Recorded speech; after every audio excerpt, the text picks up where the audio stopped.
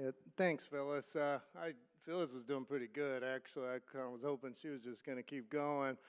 But yeah, I want to talk about some things that we've done with, ostensibly, one of the reasons I'm here is because we have a specific course that we've done that we're hoping to do more of. But I also wanted to talk a little bit about, mostly about things I'm hoping to do, or that we're hoping to do and trying to do, and hoping that maybe some of you can continue to be sort of a part of it. So, as usual with people I know, I'm basically probably just making a lot of promises rather than talking about actually getting anything done. But let's hope that you can be a part of the future of what I'm talking about more than what we've already done. But I'm here to represent a bigger and much smarter group of folks that are much too busy to be here today, except for one, Michael Chow over there. Definitely, as you're going to see here, if you don't know much about what he's been doing, you're going to be amazed at how smart this guy is and some of the cool stuff he's been doing, but also a whole group of other people from all over campus. Avery Wiscombe from English, Emmy Waldman also in English, Sangwon Lee over in computer science, Dan and Edick over in the AAS, same with Evan Lavender Smith is in English, Michael we've already talked about over in engineering, Zach Dewar, who couldn't be here today because of a conflict over in art, and some grad students that worked with us a little bit last year, Michael Centers and Emmanuel Baugh. And I wanted to talk about, like I said, three things. One of them, some stuff we've already been doing, and again, a lot of stuff we're hoping to do and hoping to have you involved with, helping make things easy. Started with talking about curriculum, especially including one particular course we've already done and some things we want to do next.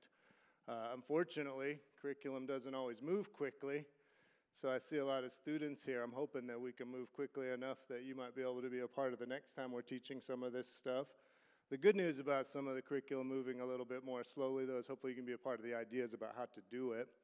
I'll talk a little broadly about community of practice that we're hoping to build, heavily sort of engendered and enabled by Ben Knapp here, one of our hosts. And a little bit about some spaces that we're hoping to squeeze a lot more out of. There's a lot of potential things I want to talk about that I'm hoping, again, some of you can be a part of making very interesting. But let me talk a little bit first about curriculum, starting with what we did recently. So last year, thanks to support from Ben Knapp and his crew at ICAT and Carlos Evia here, and his bunch at the Academy of Transdisciplinary Studies in my college, the College of Liberal Arts and Human Sciences, we were able to pilot a course. At that time, it was a one-off course, but we're hoping for this to be sort of the gateway to a minor that we're working at. There's an interdisciplinary course related to games. I think we have a lot of researchers that are like me, maybe not always as old as me, but they have had some kind of experience with games from some sort of different perspective that made them want to look at it from their research area. For me, I was really, really excited about my future as a journalist a million years ago when I was in college, and then I stumbled into grad school, and I was getting ready to write one of my first term papers. It's going to have something to do with the internet and journalism, and somewhere in there I remember being kind of into video games as a kid. We didn't really always like have video games around, but when we did, I remember finding them real fascinating. Or I'd go over to a kid's house that had like Super Mario, and then, you know, at home I'd be drawing pictures of like Super Mario levels and stuff. So then flashing back forward into being 22 or so, I said, you know, probably something like interesting we could look at from a communication research perspective on video games. And wrote a paper about it, and it was a conference paper, and that and a lot of really good luck on the GRE have probably sort of made my career happen, I guess. Otherwise, I'd be doing something else right now, and you'd be talking to somebody more interesting. But I think there's a lot of faculty around that have had a similar experience where they build up expertise in a certain field, but something about games, not necessarily video games, interests them. And I think we had an opportunity to leverage that with people with a lot of expertise in different areas. We taught this sort of introductory level course, this time through the honors system, where each of us taught for a few weeks. So when people know about me doing video game stuff, some of you might be having the same hopes. You say, oh, this guy could probably make like a really cool video game. No, I just study what other people do with them. But then we have other people that can do other things related to design. So I mentioned Zach Dewar over in art. He taught video games from a design perspective, particularly from art.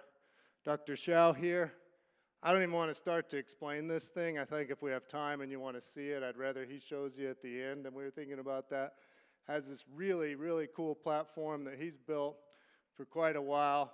It uses artificial intelligence to generate code, even back before everybody thought artificial intelligence was cool to study. And it can basically create and parse code for you if you just tell it what you want it to do.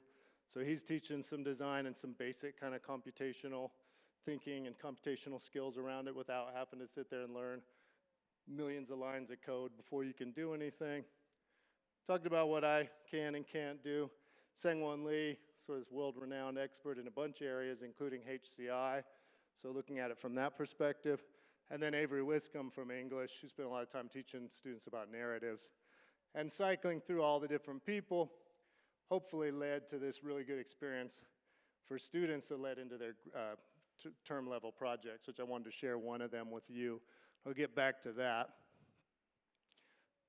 We're hoping to build off that and do it again. Right now it's kind of a one-off experience so far, and we're hoping to build back to that again as early as hopefully like next year as the beginning of kind of a gateway to a minor. And again, Ben and Carlos have been a lot of help here and others in the room to where we can have people using whatever core skills they have developed in their discipline, not unlike the faculty experiences that we've had where people build up these disciplinary skills and then work together because of a shared interest in games. But so students like you can take those core skills in your discipline and say, if y'all want to do this, maybe in the games industry, whether it's, animator, programmer, marketing, games journalism, any area you can think of.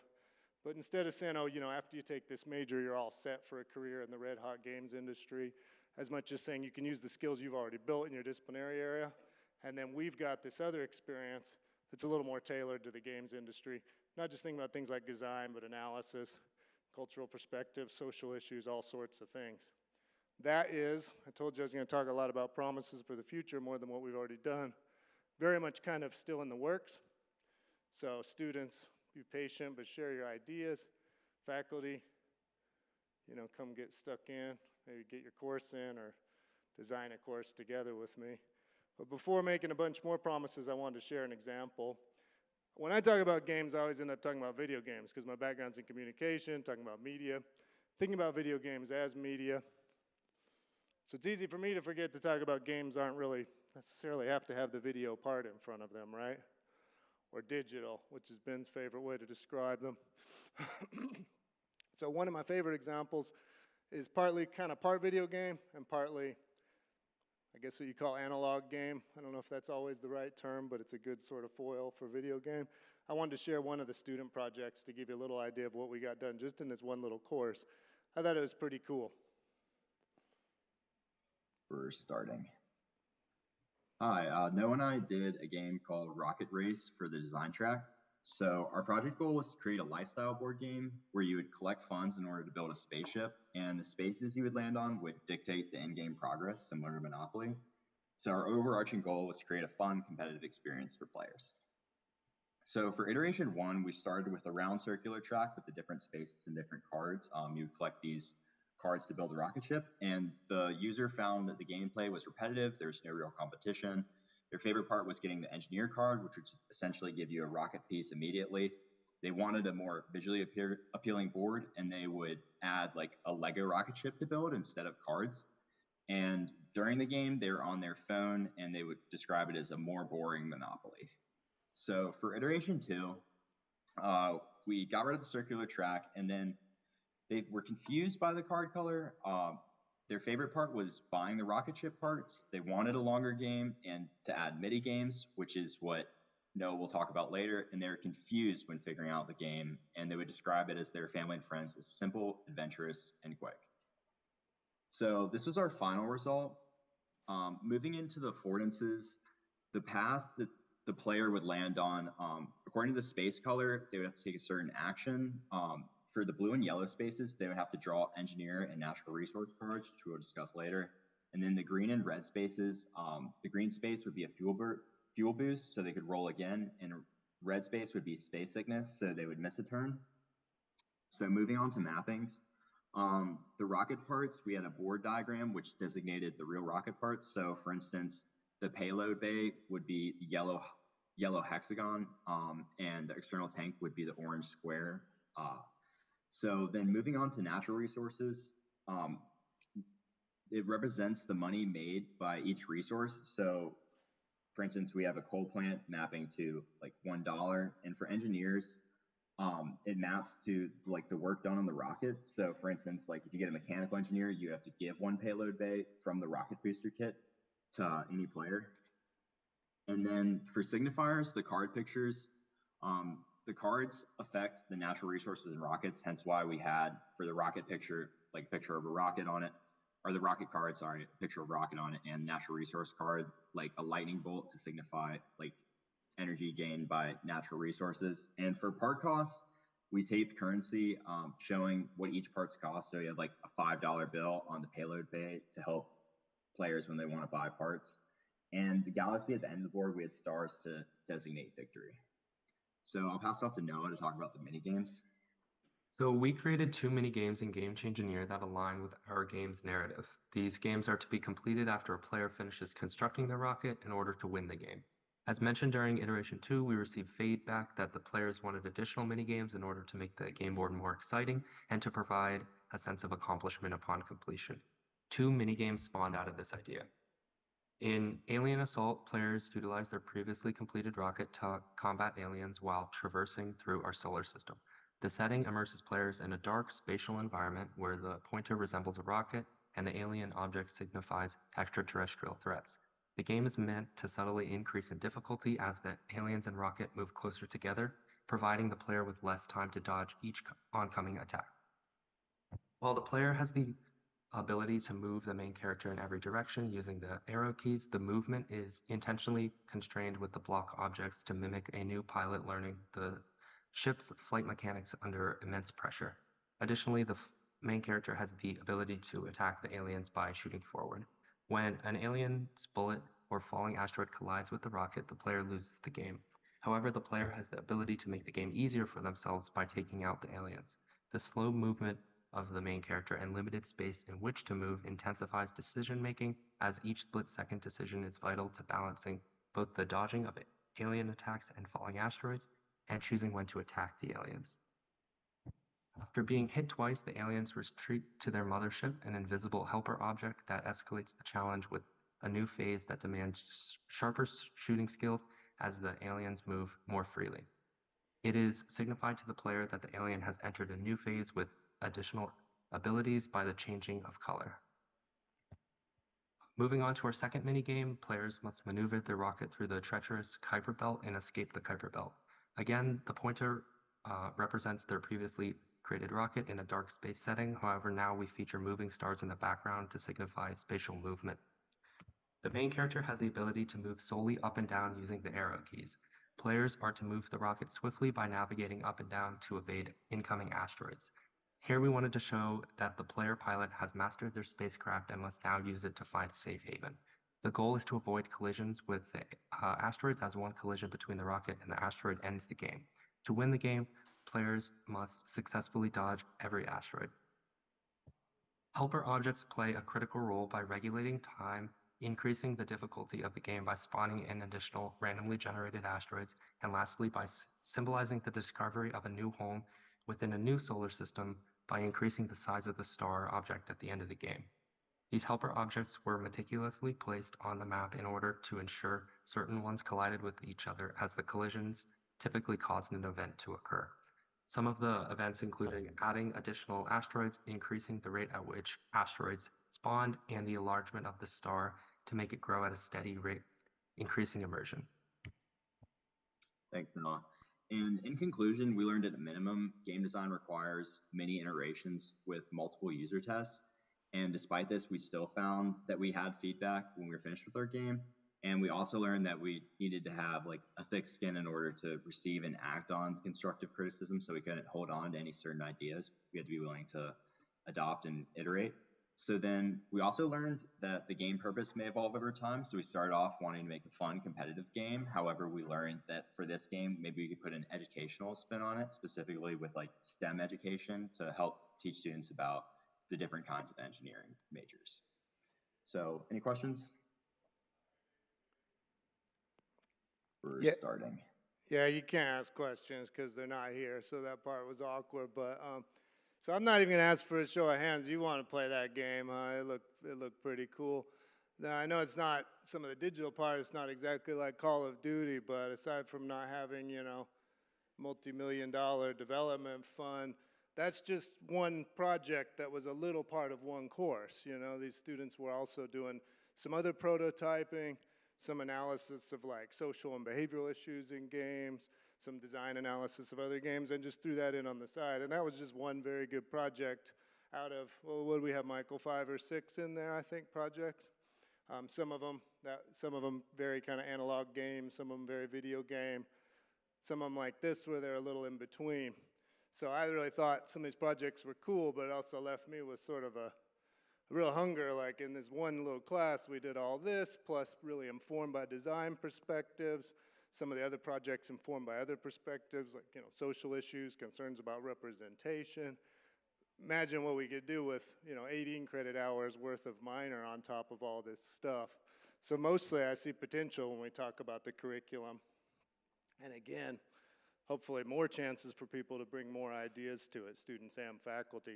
Which brings me to the other thing, the next thing we're hoping to be continuing to build, and I'm looking for people to put their hand up if you're one of them, is sort of community of practice around this stuff, curricula, research and scholarship and creative activity. I'm a big believer, as others are, that our things that we're teaching here should really come from people's world-class expertise that we have already over campus and applications of this kind of world-class expertise to gaming. So I think integral to that is sort of just building a bunch of people who are interested in this from a scholarship perspective, from a teaching perspective, as students with career goals, et cetera. That's kind of in progress. So all I want to say about that is if you want to be a part of kind of building together, whether it's research collaborations, just kind of having your name on a list to see what's happening, or working on the teaching, I'm hoping to be able to get your name and build things together with you. We already have, so far, people from kind of all over campus, a few different areas. I think we're starting to kind of build things up with student groups, like we got last year, a little bit of activity with the esports club, Vespa, which when I was looking for Vespa's logo on Google Images, there's also a scooter club that came up, and I almost used that picture because it just looked pretty cool to see all those scooters in the little part of Alumni Mall where everybody gets their graduation picture jumping, but I went ahead and went with this one.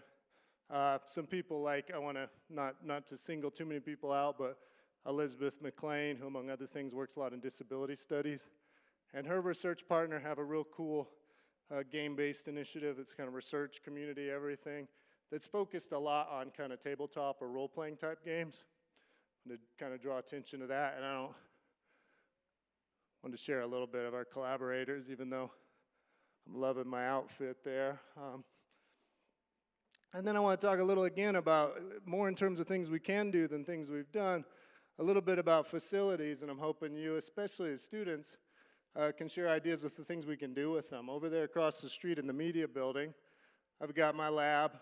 I guess I shouldn't really call it mine because I'm just a squatter, thanks to Ben's generosity, where we do a lot of, I don't know about a lot, but we're trying to do a lot of behavioral research related to games. Again, not a lot of design stuff from me particularly, but we got other members of the community for that. And like lately, for example, we've been looking at things like extremist behavior in game communities. But we look at happier things too, sometimes. And we've also got a space, again, thanks to the generosity of ICAT, that we sort of consider sort of a lounge. That was sort of our design headquarters when we had that class going, hoping to see more of that kind of thing. And I think it's a little bit underutilized at the moment. What I think we'd like to do is see you students doing what you want to do vis-a-vis games in there. And I don't always know what that is, so you need to let me know what it is you want to do in there, whether it's messing around with them, space to prototype for another course, have a Smash Brothers tournament in there, whatever. We've got a couple of, I think, kind of cool spaces that I think we can get more out of. If you students tell me what it is you need to do. I think some of that also involves a conversation with the library that'll be ongoing, because they've just unveiled their really, really cool gaming-related spaces. And I'm hoping we can complement that, especially as it regards to like teaching and research and whatever other student activities that are difficult to accommodate over in that space 24 hours a day. So I want you to come to me with your ideas about how to do that. A lot of you were here, I don't know about a lot of you were here last week or online with Craig Arthur, talking about the community he's built over there with hip hop studies. That's right next door to my lab and just downstairs from the game lounge.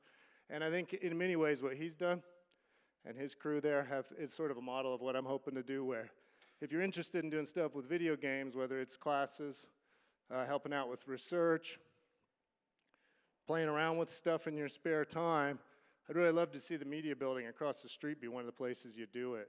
And to some extent along with here, we had, with some help from ICAT folks, we had a kind of cool esport tournament through that Vespa Club last year that was just over there in that room down the hall. So I know it's a lot more what I'm hoping to do than what I've done, kind of build a whole career on promises. So a little more of that for you now. But we're kind of right in the middle of a lot of curriculum and hoping to see progress on that quickly. I think some of you can help with that.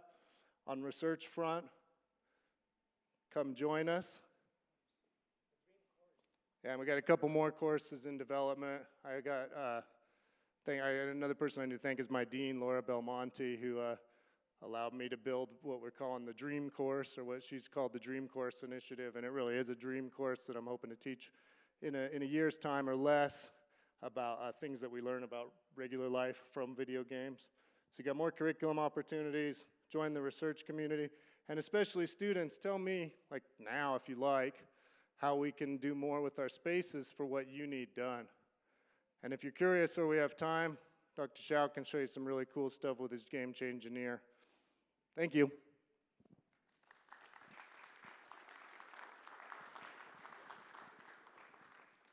So we've got some time for questions. What questions do we have in the room or online? I'll come to you. Thank you very much. We have today like 40 students from Foundation Studio from the School of Architecture. Foundation Studio is first year. Very creative students. So my questions from your perspective and your experience as a journalist working with video games is the possibilities, or which possibilities you see that these students as an architect can be involved in the industry of game design. I mean, I think there's probably a lot of opportunities. I always talk about kind of the video game industry. There's certainly a lot more to it than that. But since you got scores of billions of dollars going on there, that's probably enough to start. And I think this is the kind of program that I'm hoping is congruent with that, where people have these like core skills that they're getting in AAS, and then a little bit from here that informs a career directly in the industry. I think some of that might depend on where specifically they're oriented. I think there's a lot in like the visual design. Obviously, if someone has more animation focus, which is probably maybe a little bit different specialty than the crew you're talking about. But I think also there's a lot of kind of like design of, you know, infrastructure and visual design of games. But I think also there's probably a lot of room for people that are doing things that are maybe a little bit ancillary to their core skills, like maybe somebody in architecture also happens to be an incredibly good writer, or if they just want to move more into like their like adjacent skills in art. There's chances for all kinds of like prototyping, storyboarding type design. I don't know how, I think the problem is there's too many probably areas in such a big industry where students could work, so that I don't imagine there'd be one particular pathway or pipeline.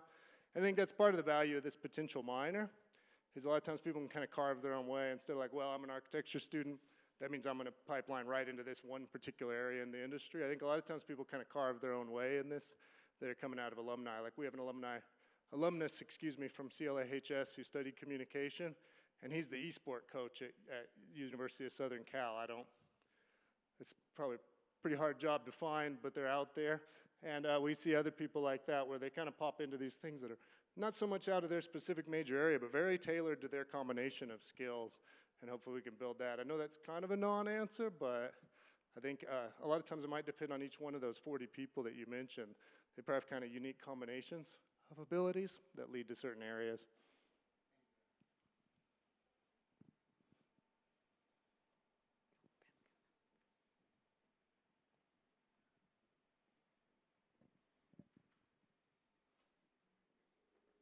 I'd make you walk all the way across, yeah. One of the things, and it's sort of a partial answer to your question, but also a question for Jimmy is I don't completely understand the edges of what is gaming and what is simulation and training. And simulation training, and certainly in architecture and exploring environments and taking people through those environments is sort of the simulation side. But I don't know, in the curriculum that you're thinking of, does simulation come up? And what is the separation and differences and similarities between simulation and gaming? Yeah, for me it does. I think the games is kind of like that old cliche about all the guys touching the elephant and saying the different things that it must be based on the parts. I think, for some people, and I think to be honest, that's probably an obstacle to historically an obstacle to why we don't have what we're trying to build now, like this interdisciplinary curriculum. And I think a lot of people look at games and see what they're interested in about it. So for some people, be like, oh, simulation and games is the same thing. You program it and you got to do the art, and it doesn't really, the task is irrelevant. And others would say, oh, these are completely two different things. You got different design goals, all sorts of stuff, or different, cultural influences, different social goals or social, mechanics. So I think one thing that we have there is for some people, simulations and games are almost the exact same thing. For others, they're two wildly different things. I think that's the importance of this, the importance of this sort of interdisciplinary perspective is that, and I do think, at least from my perspective, that there's room for that when we talk about games. I think people are always like, oh, you're just talking about people that want to make the next Call of Duty or Grand Theft Auto or whatever. But I think we're also talking about people who just want to make interactive simulations, design virtual environments. As a little aside, I'm working a tiny bit with a group over in Roanoke at the simulation lab that Carillion has, where we're looking at making medical simulations that I have a suspicion won't be terribly fun, but will be useful in other ways. So to me, they're very much hand in glove. But I think that's an important part of this whole kind of interdisciplinary group, is I think people look at video games or games in general and see them for whatever it is they study from their point of view, which is why we need a lot of different points of view to understand this kind of very vast thing that I think covers a lot of territory. We are at time, so I know you have a question, but make sure you come and ask it anyway. We are at time, so I just want to thank you all. Thank you, Jimmy, for presenting this morning. Let's give Jimmy a round of applause.